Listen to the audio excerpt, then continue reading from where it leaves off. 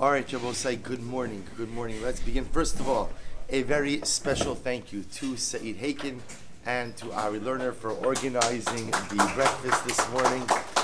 I think Saeed is still in the kitchen, so when you see him in Meretz Hashem, you'll just give him a big yasher koach. And also a thank you to all of the sponsors. To thank Ari Elman for dedicating the breakfast in honor of the Shir and in the merit of a shidduch for Aliza Sarah Bas Chana Rivka.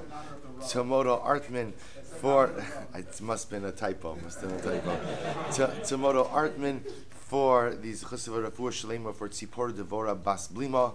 To Josh Erez in honor of the DAF participants and for the daily chizuk they give him, and to Rabbi Ziffer is celebrating his new grandson. Mazel Tov, Mazel Tov.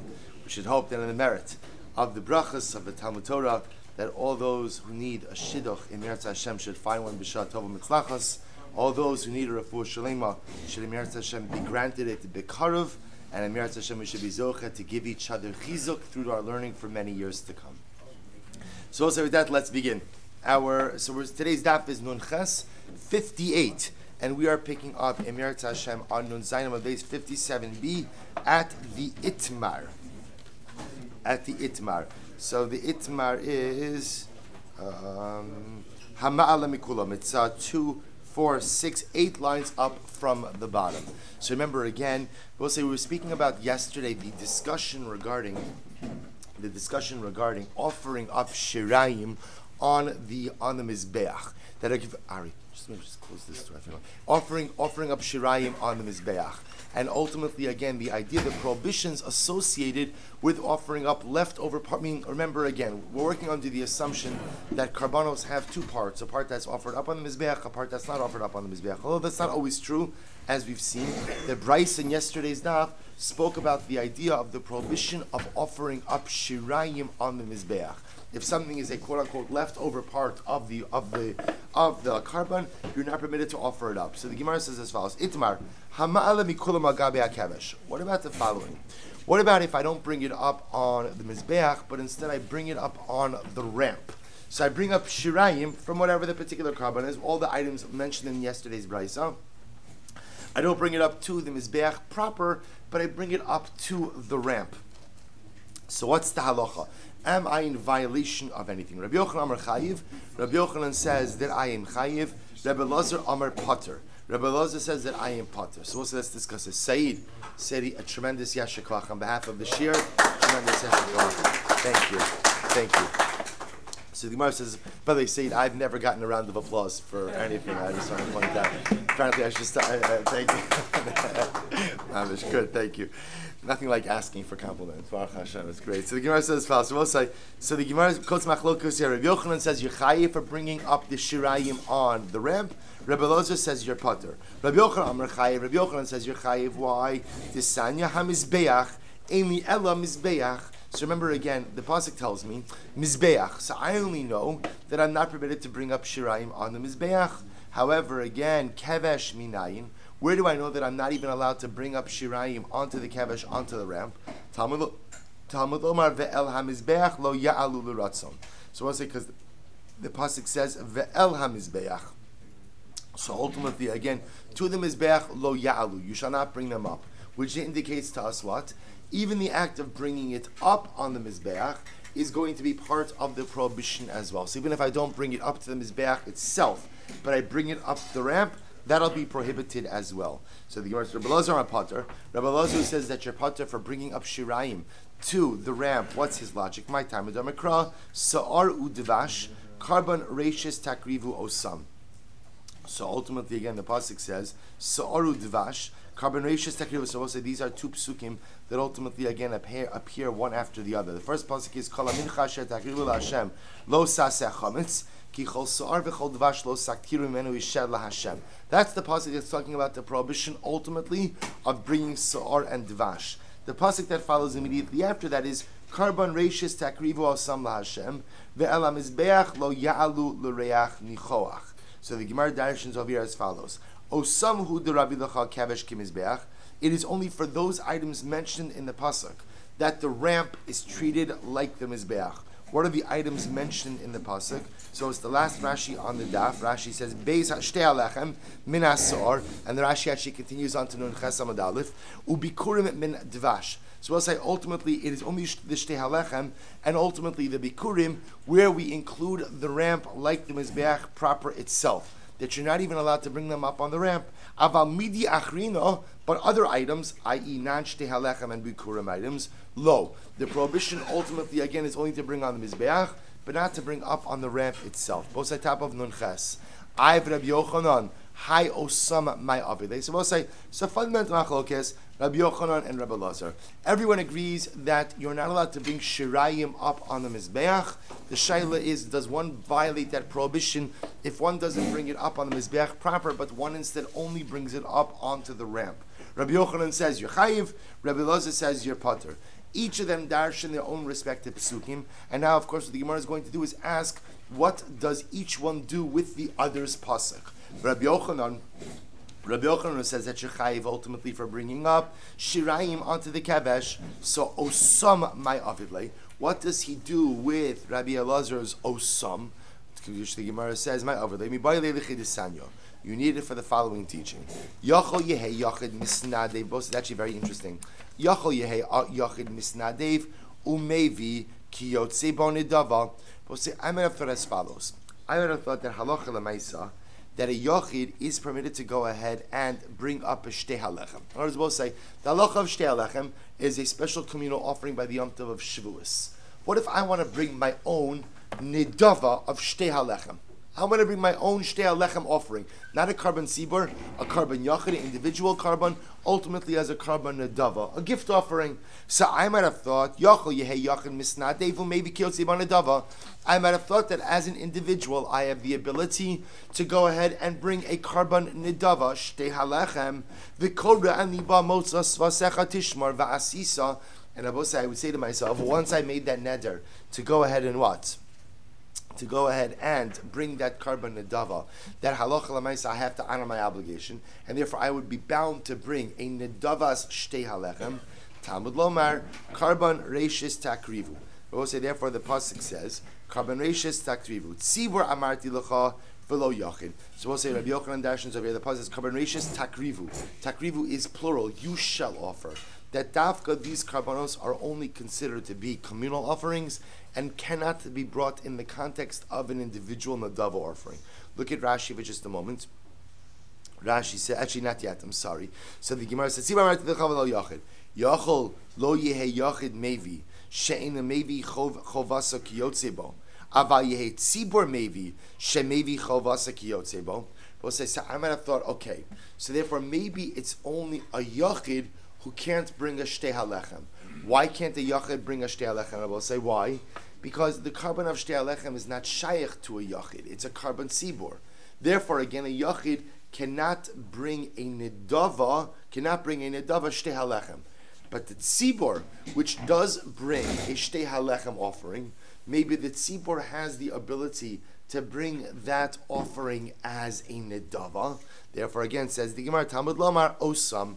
Therefore, we'll say the pasuk says Osam, that it is dafka in the context of a carbon sibor, that the tzibor has the ability to go ahead and bring a shtei halechem offering, but the tzibor cannot bring the shtei halechem ultimately again as a carbon nedava. So we'll say, so you see what's happening over here? So Rabbi Yochanan is using this osam to teach me that the shtei halechem itself is brought by the tzibor, but is only brought by the tzibor as what?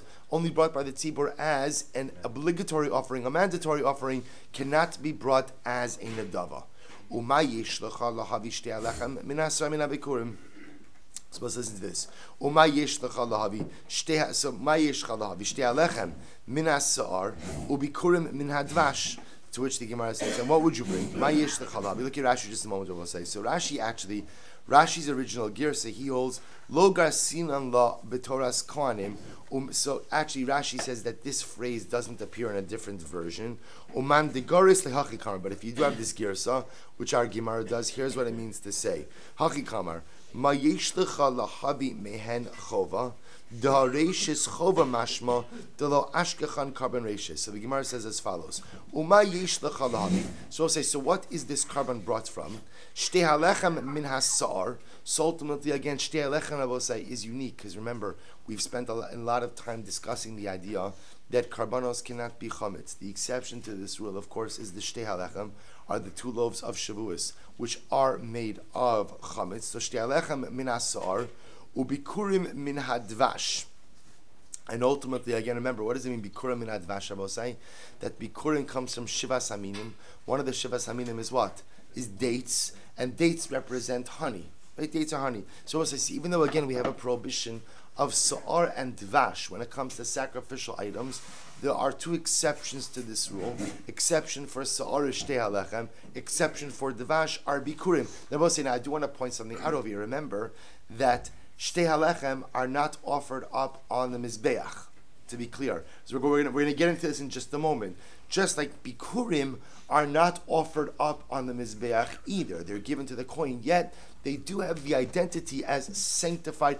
Shtei halechem actually has the identity of a sacrificial item. Bikurim has an identity as a sanctified item. So watch this. Shtei halechem min hasor, bikurim min hadvash. Ushtei halechem lo yakrivu nidava. So we'll say, so now the Gemara says, and is that true that the shtei halechem cannot be offered up as a nidava? Is that actually true that it can't be offered up as a nidava? So the Gemara says, v'hatanya, but we learn the following. In Ne'emar, so we'll say, so just pause here for just a moment. So understand what we have. We have a fundamental machlokes in Rabbi Yochanan and Rabbi Lazar regarding the prohibition to bring up sacrificial shirayim on the kevesh. On the kevesh, right? Ultimately, can you bring it up on the ramp? Rabbi Yochanan says no, it's prohibited. Rabbi Lazar says you can. Rabbi Lazar darshans it from the word osam. We then try to figure out what Rabbi Yochanan does with the word osam. What does Rabbi Yochanan do with the word osam? That only a tzibor can bring shtei halechem, and shtei halechem can only be brought as an obligatory offering, cannot be brought as an nedava. Now the Gemara just says, by the way, is that true? That you can't bring shtei halechem as an nedava? Shtei halechem lo yikun nedava. Is that true? V'tanya, we learned. Here we go. Im ne'emar kol sa'ar, lama ne'emar kol devash. V'im ne'emar kol devash, lama ne'emar kol sa'ar. So it's actually very interesting. So the Gemara says as follows. If the Torah says kol sa'ar, any type of leavened item, why does it have to say kol devash? And if it says kol devash, why does it have to say kol sa'ar? Now, we'll say, now, what does that mean? Devash and sa'ar are 2 different things. It says we're going to see in just a little bit what the word kol, actually Rashi already alludes to it over here. Look at Rashi, ne'amar kol devash, l'rabos chatzi kometz kedim afarish lekamon, lama ne'amar kol sa'ar, nigmar midvash. So we'll say, so the idea of kol means as follows. Kol means what? Any amount. Any amount. Now the Torah links the prohibitions of sa'ar and devash together. How does it link it together? Because they're mentioned in the same exact pasuk. Ki kol sa'ar v'chol devash lo saktiru. So kol comes to mean that even less than a significant amount is still going to be asr. So the Gemara essentially says as follows. If you have sa'ar and devash mentioned in the same exact pasuk, all you really need is what? 1 kol. 1 kol is enough to tell you that any amount of sa'ar and any amount of devash will be asr. Why does it have to say kol both by sa'ar and by devash? To which the Gemara answers, I'll tell you why. Because ultimately, again, there are unique characteristics by sa'ar that don't apply by dvash. And I'll say there are elements of devash that don't apply by sa'ar. Sa'ar, here we go. What's unique about each of them? This is really amazing. Sa'ar, we'll say, remember again, sa'ar, which represents 11 items. So sa'ar, chutar michlalo b'mikdash. So it's actually very interesting. Sa'ar, even though the Torah says, kol sa'ar v'chol devash lo saktiru mimenu isha lashem, which tells us that what? You can't offer up anything that is chametz as a sacrificial item. The truth is, that's not true. There is an exception to that rule. That's what it means. Sa'ar chutar michlalo b'mikdash. There is ultimately, again, an exception to the sa'ar rule when it comes to the Beis HaMikdash. I will say, what's the sa'ar? What's the exception? What's the exception to the sa'ar rule? Shtei halechem. Shtei halechem. The Shavuos offering is the exception to the sa'ar rule. Dvash lo huter michlalo b'mikdash. We'll say, on the other hand, there is no exception to the dvash rule, right? There is no element of dvash which is offered up ultimately again in the Beis Hamikdash. So the Gemara says, dvash huter b'shiyari menachos. What's the exception that Sa'ar has over dvash? The Rabbi said, listen to this. When the Kohen gets the shirayim of his mincha, the halacha is what? There's one limitation he has. What's the one limitation he has in his shirayim? One limitation, we learn this. You can't make it chametz. But, let's say he wants to prepare his shirayim by mixing in honey. He has the right to do so. So ultimately you can mix in dvash into the shirayim of the mincha. Sa'ar lo huter b'shirayim minchos. But Rabbi say, yet again the halacha is, Kohen can prepare his shirayim however he wants, with one exception. It can't become chametz. To which the Gemara says, Ha mipnei sheyesh sa'ar mashe'in b'dvash v'yesh b'dvash mashe'in b'sa'ar hutzrach lomar kol sa'ar v'hutzrach lomar kol dvash. But say, so therefore again, the fact that sa'ar has certain elements over dvash, which again Rabbi says, we just said before, what's the element that sa'ar has over dvash? That there is a chametz offering. What's the chametz offering? Shtei alechem. And there is b'dvash, ultimately again an element, the over sa'ar, which is what? You can't make the shraim of the mincha chametz, but you can mix in honey. Therefore the pasuk has to say kol by both sa'ar and both dvash. In other words, which is another way of saying, you wouldn't necessarily be able to learn out the halachos of sa'ar from dvash and the halachos of dvash from sa'ar. Why? Because each of them has an element which does not apply to the other. Therefore the Torah feels compelled to use the word kol both by sa'ar as well as by dvash. To which the Gemara says, let's analyze this for just a moment. Sa'ar dehuter michlalo b'mikdash mainihu. Rabbi say, what is the case of sa'ar that is allowed on the mizbeach? Right? What is sa'ar? We're saying, even though the Torah says you can't offer up sa'ar, there is an exception to that rule, and there is a case of sa'ar which can be offered up in the Beis Hamikdash. What's the case, Rabbi say? Mainihu lav shtei halechem dekarva nedava. Rabbi say, is this not talking about the potential case of a shtei alechem that could be offered up as a karban nedava? Look here, Rashi, just a moment. Lav shtei alechem dekarva nedava b'mizbeach di'im yahanech dechova lo matzi lemeimar dehalo hoter b'mikdash v'lkarban. Well, listen to this. Listen to this. You see, the Gemara says, you're telling me now there's a case of chametz which could be offered up on the mizbeach. What's the case of chametz that's offered up on the mizbeach? It can't be the real shtei halechem, meaning the obligatory shtei halechem, Rabbi, because as we said before, in the obligatory shtei halechem, the two chametz stick loaves, are they offered up on the mizbeach? No. So you're telling me now that there is a case out there where you have two chametz stick loaves which are offered up on the mizbeach. Well, that's not the obligatory shtei halechem. What must it be? It must be that there's a case of a nedava shtei halechem where the tzibor, granted a yachid can't do it, where the tzibor could bring a voluntary shtei halechem offering, and those two chametz stick loaves are offered up on the mizbeach. What do you see from here? You see from here that there is such a thing as a voluntary shtei halechem offering, albeit only done by the tzibor, cannot be done by a yachid. To which the Gemara says, no. And we'll say, this obviously poses a kasha. Why does this pose a kasha? Because we just said before that halacha lamaisa, there is no such thing as a shtei halechem that is offered as an adava, even by the tzibor. To which the Gemara says, Amrav Amram, lo, likari v'maim.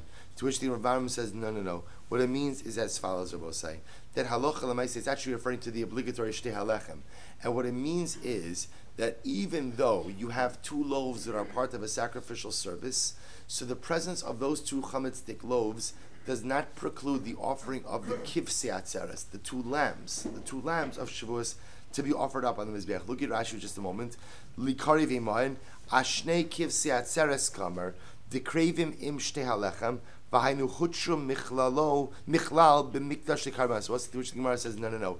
When we meant that there's an exception to the chametz rule, and that you could offer up chametz in the Beis Hamikdash Shavuos, what that's actually referring is the obligatory shtei halechem of Shavuos. Are those two loaves offered up on the mizbeach? No. What's offered up on the mizbeach? The kivsei atzeres, the lambs of the Shavuos offering. But since the two loaves are part of that carbonic process. It's as if not as if, they are part of the sacrificial service of Shavuos, and therefore it's counted as, because it's part of the sacrificial service, so we call it as if there is chametz being offered up on the Mizbeach. Of course, it's not the chametz itself that's being offered up on the Mizbeach, it's just the shtei kivsei atzeres, it's the two lambs that are being offered up. But this is an example of chametz being offered up as part of sacrificial service. So we'll say, so therefore, again, the Brisa poses no contradiction to that which we said before. We still hold fast on our rule that there is never a case of sa'ar that goes on the Mizbeach. The closest thing you have is the shtei halechem, the communal shtei halechem on Shavuos, where chametz is part of the sacrificial service, but doesn't go up on the Mizbeach itself. The kivsei atzeres go up, the shtei halechem are consumed by the kohanim. But I both say we still remain in place that what? The only time that a shtei halechem offering is brought is only when it is an obligatory offering ultimately on Shavuos, and it cannot be brought as an adava even by the tzibur. Ihachi. Well, if that's the case, Rabbi Say, so if you're telling me that that's what it means when we say that chametz is being brought up as a sacrifice, bikurim nami, then I can find the parallel case by bikurim as well. What does it say by bikurim? Disnan hagozlos shal gabe hasalim hayu olos v'hasalin shebiyadon nitan lekohanim. Supposed to listen to this. Then I should say as follows.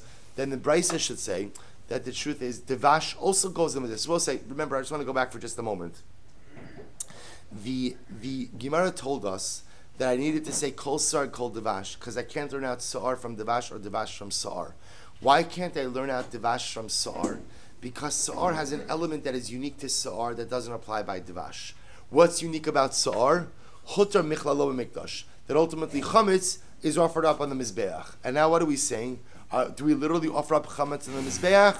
No. What it means is chametz is part of a sacrificial process that is offered up on the Mizbeach. What's offered up on the Mizbeach? The kivsei atzeres, the lambs of Shavuos. The loaves themselves are not offered up on the Mizbeach, but ultimately, again, they're part of the sacrificial process. The Gemara says, well, I could say the same thing about Dvash. If that's the logic you're using, then I could say, quote unquote, Dvash is also offered up on the Mizbeach. How is Dvash offered up on the Mizbeach? Because supposed to listen to this. Hagozlo shagabis. This is actually quite beautiful. From the Mishnah Bikurim, that ultimately, again, when they would bring the Bikurim Rabosai, so often they would have turtle doves, right? Turtle doves, gozlos, right? On top of the baskets of the Bikurim. Hayu olos, Rabosai, those turtle doves were offered up on the Mizbeach.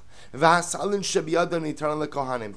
And ultimately, again, the baskets of fruit were then given to the Kohanim. So we'll say, if that's the case, then I should say that what? Now remember, in those baskets of fruit were contained what?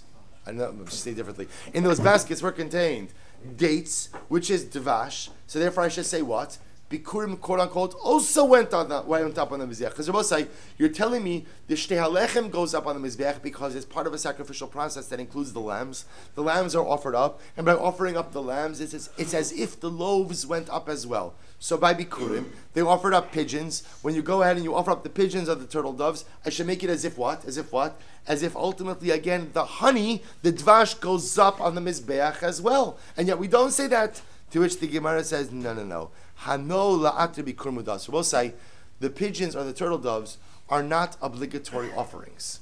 Meaning, the halacha of bikur rabosai does not carry with it any carbonic obligation. The halacha of bikur rabosai says what? What do you have to do? Bring the basket to Yerushalayim. Give the basket to the Kohen. Of course, there's a waving process, an Amira process, but that's it. There's actually no sacrificial accompaniment to it. The fact that they always happened to bring turtle doves with them, Rabbi Osai, was what? Was something extra that they chose to do, but wasn't a dava, but was not halacha lemaisa, part of the actual avoda. Therefore, when you offer up those turtle doves, see Rabbi Osai, by the shtei halechem, where the kivsei atzeres are part of the carbonic process. The shtei halechem are part of the carbonic process. When you offer up the kivsei atzeres, it's as if what? That you're offering up the shtei halechem as well. Therefore, we can make the statement that it's kilu the shtei halechem are going on the mizbeach.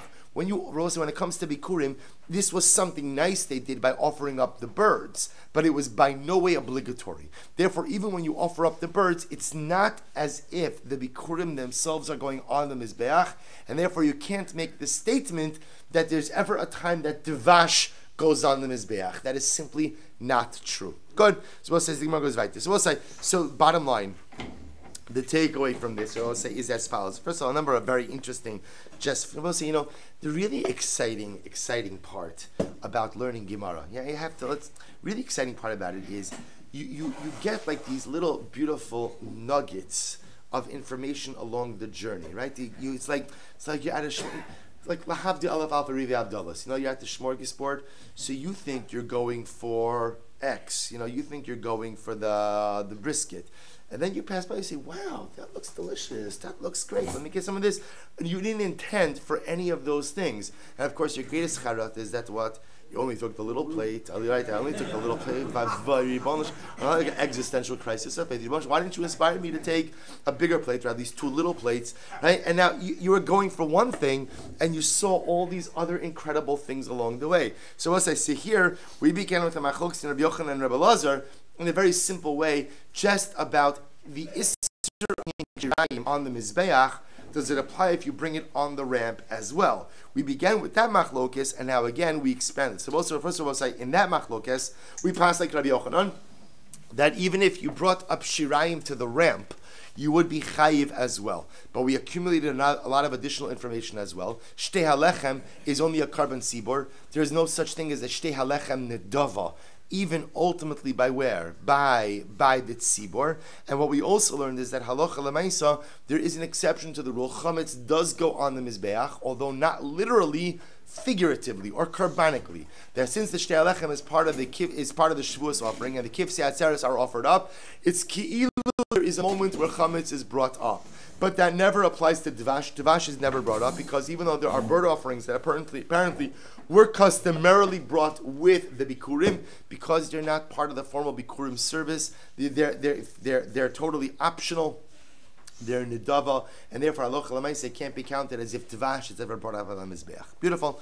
Weiter. Says the Gemara. Boy Roi Bar Chama mi Rav Chisda. Roi Bar Chama has to find kasher Rav Chisda. Hama'ala mi basar chatas of agabe mizbeach mahor. Both said this is another very interesting case. Chatas ha'of. So we learned extensively about chatas ha'of in our zvachim days. What's the avodah with chatas ha'of for both sides? So remember again, the only avodah of chatas ha'of is the zrikas hadam. You have to go and sprinkle the blood of the chatas on the mizbeach, and that is the end of the avodah with the chatas. The rest of that bird is consumed by the Kohen, right? It's his.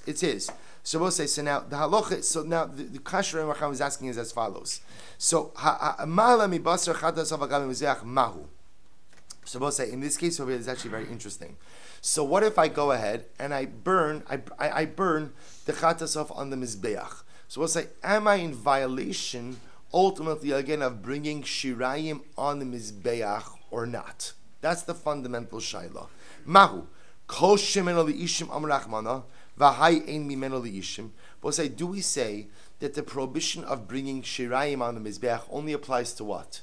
Only applies to something that did have a part that was shayach to the mizbeach, and then the prohibition is to bring the additional stuff that's not shayach to the mizbeach on the mizbeach. However, in this case, v'hai ein mimeno liishim. We'll say in this particular case, what? There's no part of this carbon that is shaykh to the mizbeach, so to speak. In other words, we'll say maybe the prohibition to bring shirayim on the mizbeach is only when, meaning the designation of shirayim only applies to what? Only applies to something where ultimately, again, there was a primary part that went on the mizbeach.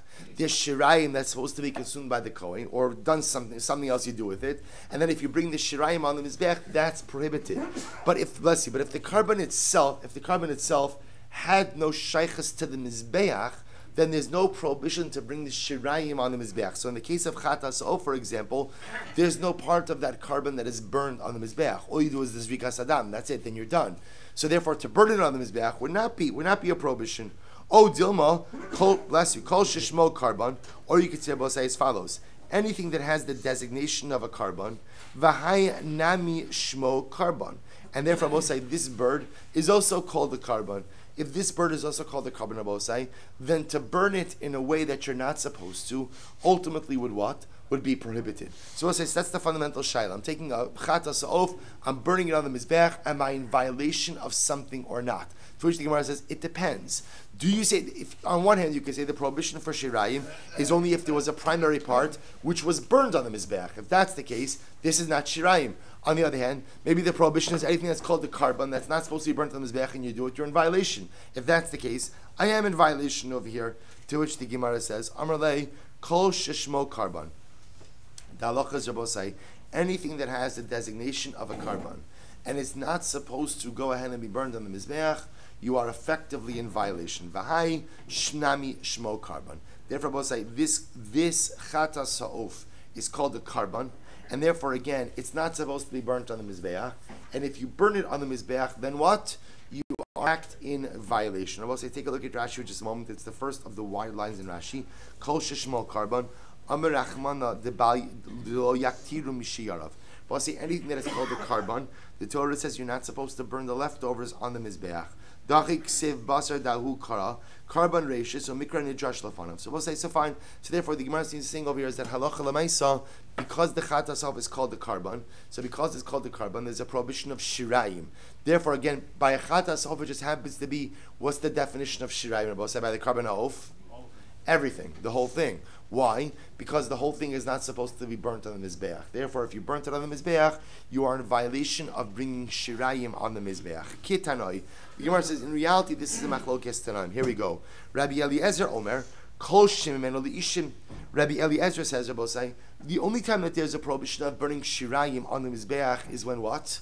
When there was a primary part which was supposed to be burnt on the mizbeach. In other words, Rabbosai, you can't have leftovers. If what?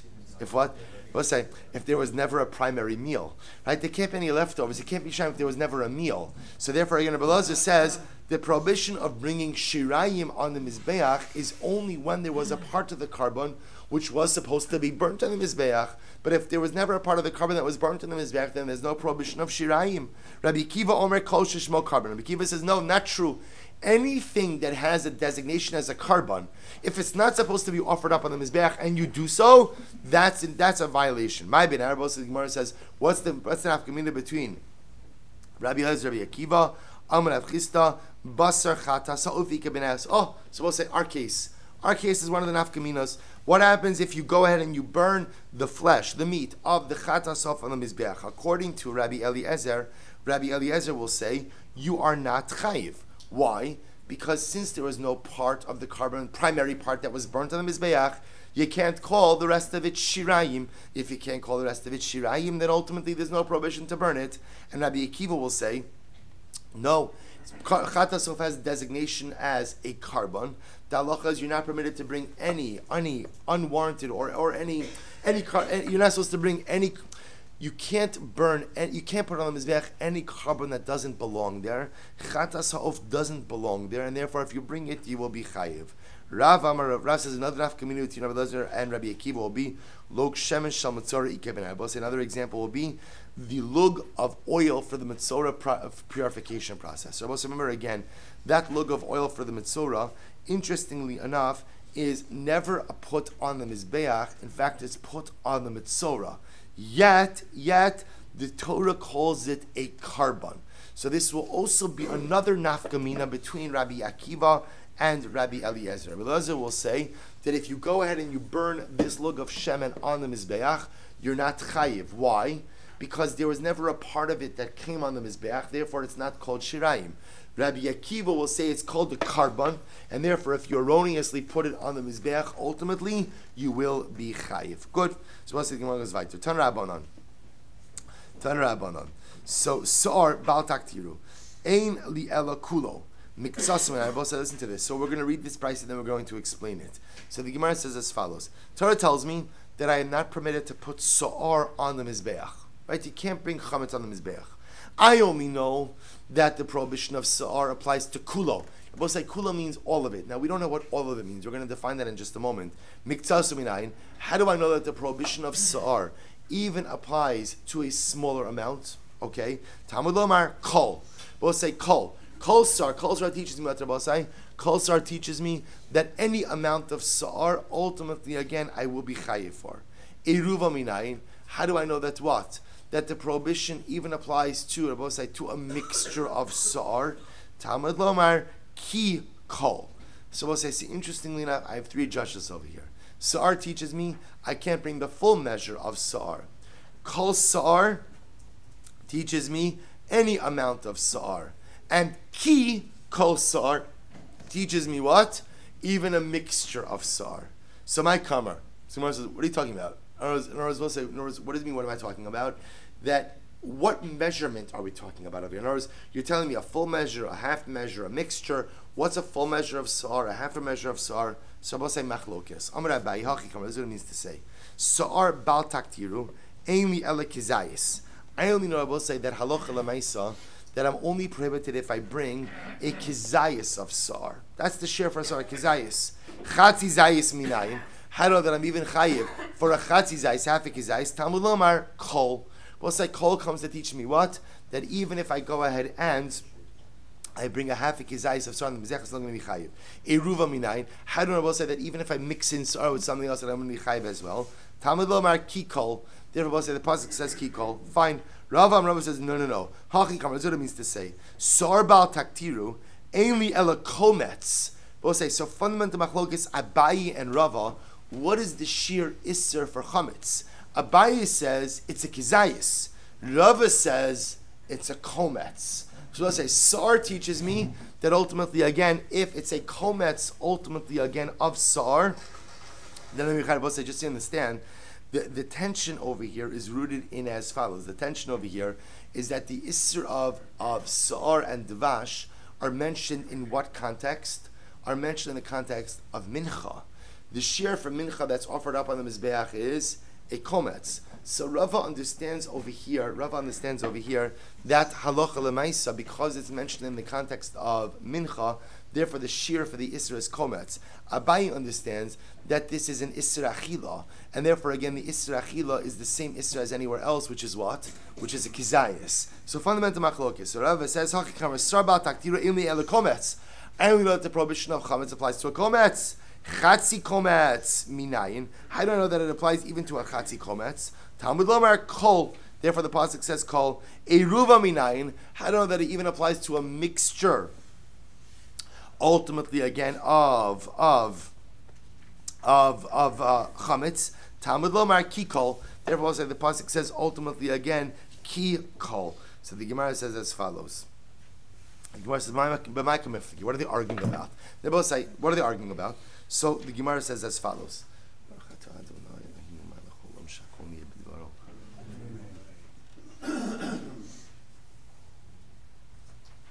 So what are they arguing about? Abaye Savar, this is actually very interesting. Abaye holds, Yesh Kometz, Pachos Mishnei Zeisim. So both say Abaye, who holds that the shear for Chametz, the shear for Sa'ar, is a kizayis. He holds like this, that you can have a kometz, Rabbi saying, that is less than shnei zeisim. You can have a, now look at last Rashi just a moment. Abaye savi yish kometz pachos mishnei zeisim, velo saktiru lekometz shalim mashma. The cheva di yish kometz pachos mishnei zeisim ashmin and kol Yisrael. So listen to this. So Abaye holds that you could have a kometz that is less than shnei zeisim, amud beis, v'yesh haktara pechusa mekizayis. And Rabbi say furthermore, Abaye says that halacha lemaisa, you could have a bona fide haktara that is done, which means an offering on the mizbeach, which is done then less than a kizayis. The Rava says no. Ein kometz pachos mishnei zeisim. Rava says you cannot have a kometz that is less than 2 kizaysim. Ve'ein haktara pechusa mekizayis. And ultimately, again, you can't have a haktara that is less than a kizayis. So both say this ultimately fuels their respective shitos. So both say just so you should know, and you can see it already on the daf, that the Rambam ultimately paskins like Rava, that the shear ultimately for Sa'ar is going to be a kometz. That is the shear. Based on the idea that Rava says that you really don't have a kometz that is less than shnei kizesim, and you can't have a haktara that is less than a kizayis. In other words, in order to be in violation of a haktara, the haktara has to be with at least a kizayis. So therefore, the full shear will be a kometz, which will be 2 zeisim, and at least by Sa'ar, the chatzi shear will be a kizayis. Good. Itmar. Bosa, listen to this next case. This is amazing. Hama'ala. All right, you ready? Get ready for this. Hama'ala misa'ar umidevash gamzech. So we'll say this is like This is like everything in life has been leading up to this case, right? Everything we've been learning over the last couple of dapim of Sa'ar and Devash has led to this mega violation case. What's the mega violation case? Hama'ala misa'ar umi Devash. Al gabi mizrach. We've been learning about Sa'ar, we've been learning about Devash, and now our two universes collide, and a guy is offering up Sa'ar and Devash on the Mizbeach, a combination of both. Sa'ar and Devash on the Mizbeach, Rabosai. So now watch this. Amarava, get ready. Loke mishum Sa'ar, veloke mishum Devash, loke mishum eruvei Sa'ar, or mishum eruvei Devash. We'll say this is one of those moments where you say to yourself, Pashut wasn't worth it. Pashut wasn't worth it.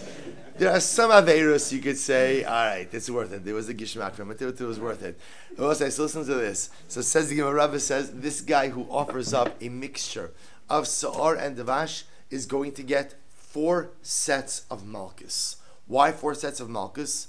Malchus number 1 for Sa'ar, Malchus number 2 for Devash, Malchus number 3 for Eruv Sa'ar, because remember, as we just said before, you're chayiv ultimately for a mixture of Sa'ar, and Malchus number 4, ultimately again for a mixture of Devash. 4 sets of Malchus for this one act. So Abaye, so both say that's Rava. That's Rava. Abaye says, Abaye Amar, Ein lokin alav shebechlalos. So both say, so Abaye makes a very interesting statement. Abaye says, no. Now, we both say, we're gonna have a machlokis as to what this means. What does it mean when Abaye says you don't get Malchus? Let's define the phrase and then we'll define the scope in just a moment. So Abaye says you don't get Malchus for what's called alav shebechlalos. So we'll say alav shebechlalos. Look at Rashi for just a moment. Alav shebechlalos kol Sa'ar demishtamayi minei Sa'ar ve'eruven v'chein kol Devash demishtay minei Devash ve'eruvan. So we'll say Abaye says as follows. There's something called alav shebechlalos. Alav shebechlalos means an all-encompassing or all-inclusive love.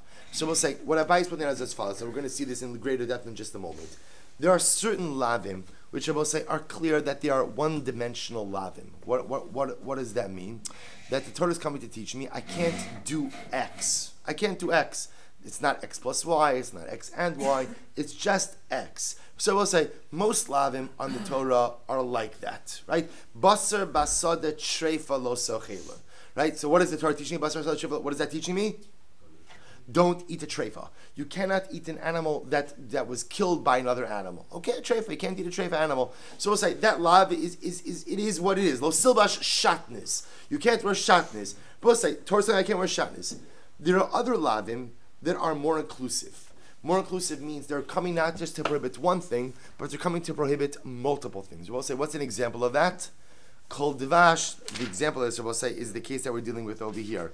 Kol Sa'ar the Kol Devash. We'll say that Abaye says alav shebechlalos. Why? What does Kol Sa'ar, Ki Kol Sa'ar v'Kol Devash coming to include? We'll say we just saw it. It's coming to include.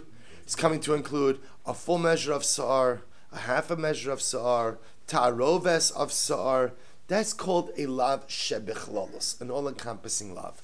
But Abaye says you don't get Malchus for a lav shebechaz. So we'll say, you hear the irony in that statement. I'll get Malchus for a lav that prohibits one thing, but I don't get Malchus for a lav that prohibits multiple things. So we'll say, fundamental machlokes Abaye and Rava. Rava says, right in the case where you mix together Sa'ar and Devash and offer it up on the Mizbeach, Rava says, 4 Malchus, 1 for Sa'ar, 1 for Devash, 1 for Ta'arovis, and 1 for Ta'arovis Devash. Abaye says, you don't get Malchus for a lav shebecholos. Now, we'll say, says the Gemara, what does that mean? What does that mean? Ika da Amri. So we'll say, there's now machlokis on the meaning of Abaye's statement. Ika da Amri. Chada mihalaki. So we'll say, what Abaye means is, not that you don't get any Malchus. What he's disagreeing with Rav is you don't get 4 sets of Malchus. But Abaye will agree that what? That you get 1 set of Malchus for each prohibition. So you'll get 1 set of Malchus for Sa'ar, and 1 set of Malchus for Devash. What he doesn't subscribe to is Rava's idea that you'll also get Malchus for what? For Ta'aroves Sa'ar and Ta'aroves Devash. That because why? That's a lav shebechlalos. You don't get Malchus for a lav shebechlalos. That's the Ikeda Amri Chada Mihalaki. You'll get 1 Malchus for Sa'ar, 1 Malchus for Devash. The Ikeda Amri, no. We'll say there's another opinion that says Chada Nami Lo Laki. No. Abaye, when he says that you don't get malchus for a lav shebechal. So I'll say, what does he mean? What does he mean? What does he mean? No malchus. No malchus at all. There's no malchus. Chada nami lo lucky. You don't even get one set of malchus. So I'll say, why not? Daha lo miyachid lave kilav dechasima. We'll say, now this is very interesting. The paradigmatic example of a lav for which you get malchus, for Rabbi say, is lo sachsom shar bedisho. Right, the halacha is that you're not permitted to muzzle your animal, right? You're not permitted to muzzle your ox when it threshes. That is the paradigmatic example of a lav that gets malchus. And most say, why is that the paradigmatic example? For a very simple reason. Because that is the lav which is juxtaposed to the Torah's discussion of malchus. Take a look at Rashi just a moment. Then kan lav miyuchad. Sorry, so Rashi goes on. He skipped down a little bit.